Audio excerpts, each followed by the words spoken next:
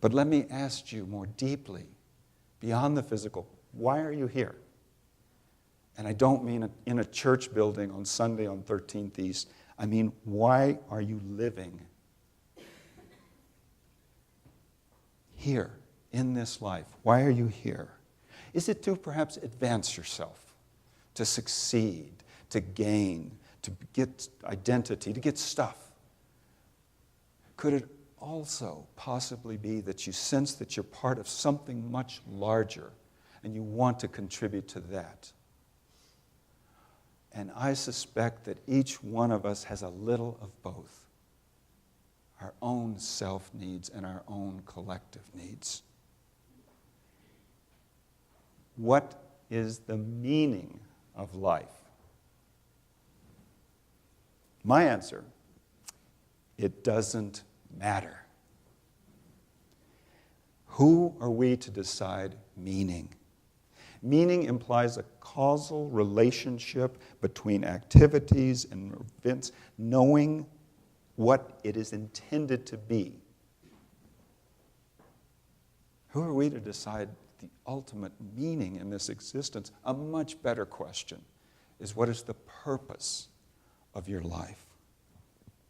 What is the reason for life? Not the meaning, but not the meaning, but the purpose. If your presence is part of some bigger purpose, what is that? The purpose of life is not to be happy.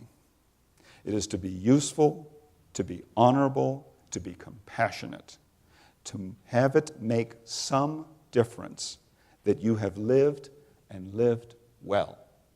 Ralph Waldo Emerson. That's great.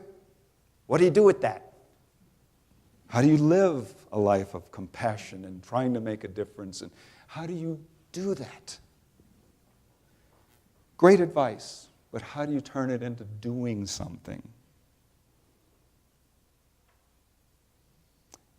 Are the necessities of such a life attitude, skills, behavior, perhaps facts? Should we accumulate facts in our life? I promise you, you will get to a point in life where you may remember what you used to know. Your goal should not be an accumulation of facts, my opinion. We're not the first people to wrestle with these questions. The early Christian church wrote the 7 deadly sins. Things to avoid. Maybe you've heard of them. Lust, gluttony, greed, sloth, wrath, envy, and pride. About 400 years later, a Christian Roman governor, issued the 7 heavenly virtues to balance off okay, this is a behavior to avoid, but what should our goals be? And this Roman general wrote chastity, temperance, charity, diligence, forgiveness, kindness, and humility. And I have always loved taking these 7 lenses, sins and virtues, and looking at people's behavior. How does it fit in when you see things, read the newspaper, see people act? How do you look at these lenses and look to see how it applies? And in my experience, it's not binary. I've never met a completely evil person any more than I've never met a complete angelic person. We're always something in between.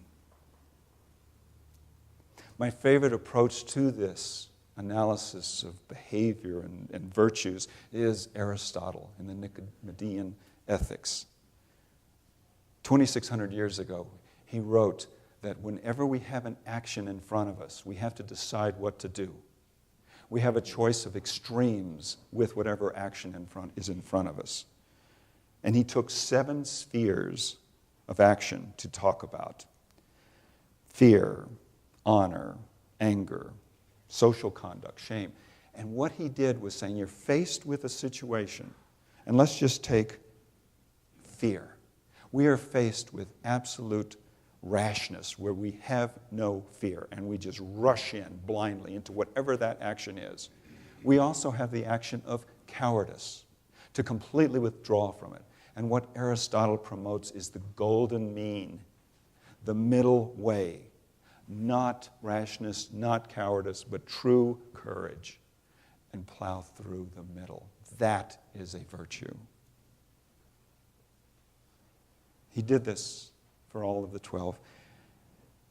And it's nice to balance that out. And I offer that these virtues, be them the 7 deadly sins or the 7 heavenly virtues or Aristotle's golden mean to the different actions, I offer to you that these virtues are in fact the necessities of leading a life of meaning and purpose.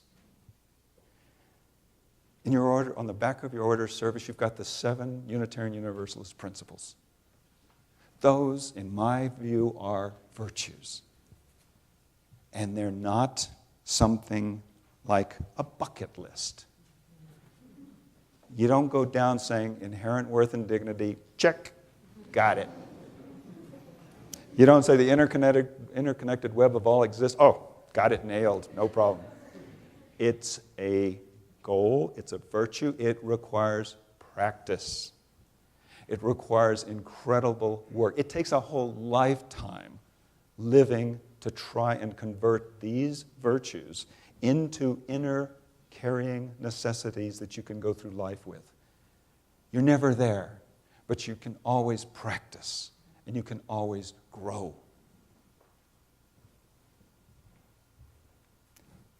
Where?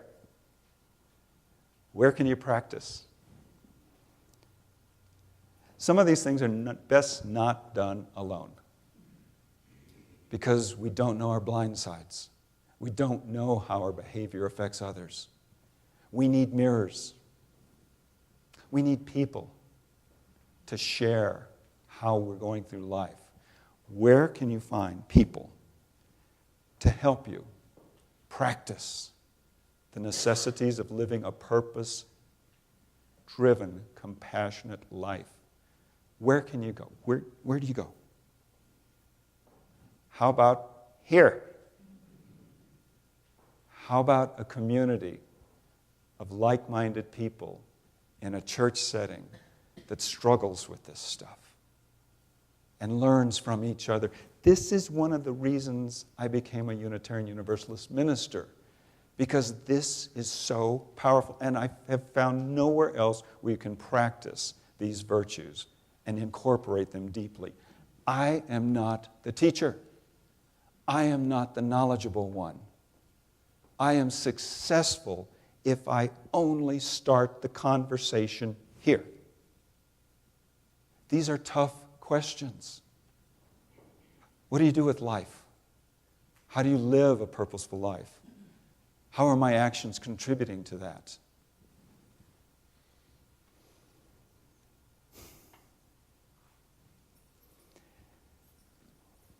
This wealth of information is within all of you.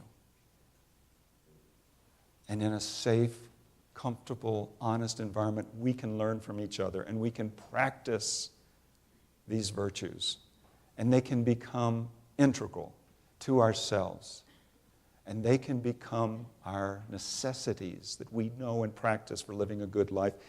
When your house catches on fire, and I don't mean your physical house, when your house catches on fire, if you practice, you can be assured of walking out with the necessities of leading a life from that point. Practice. Amen.